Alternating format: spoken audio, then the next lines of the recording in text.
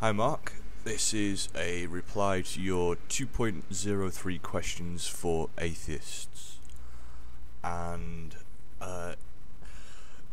this is a very interesting video. I enjoyed watching it and watched it twice just to make sure that I grasped everything you were saying. Firstly, you asked something along the lines of, is there anything which is immeasurable?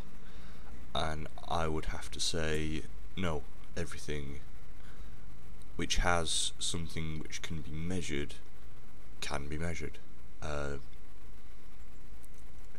This drifts along to your second and third point about how science has progressed to measure things which they could not previously measure, but these things which they could not measure in fact were not known of, and then scientists had to find a way to measure them, like the boson. They're trying to find a way to measure qualities of the boson, see whether they can discover it, see what qualities it has. Now, the third point you mentioned as well with regards to this is concepts, like the concept in the brain of a cat or a number 4, and I think I shall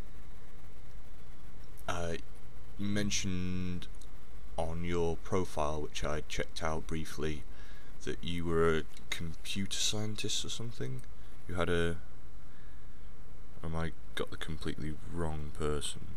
Is this completely someone else?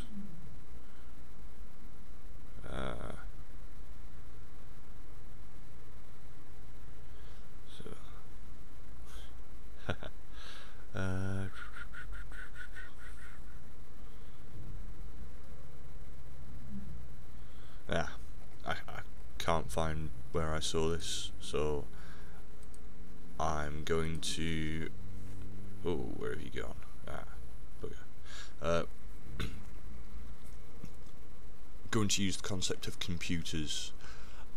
Within their memories, they have, say, the concept of a cat, and they're modelled using software to produce this data entry of a cat, which you can measure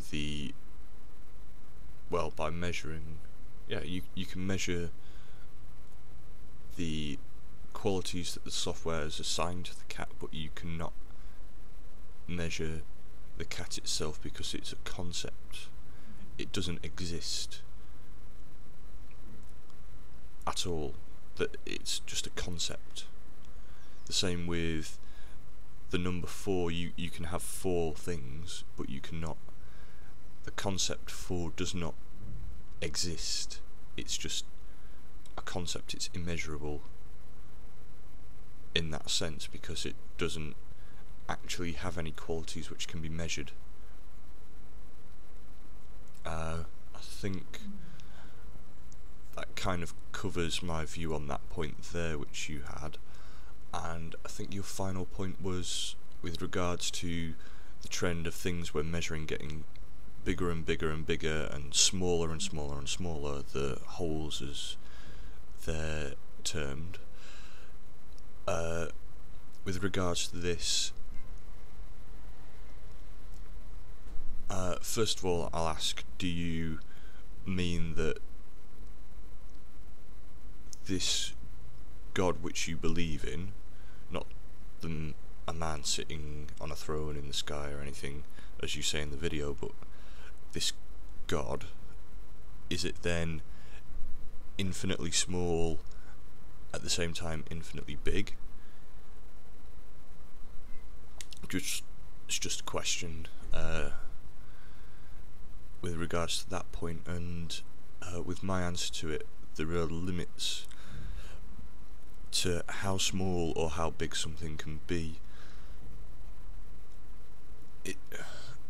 With regards to how big something can be, there are limits depending on which theory is correct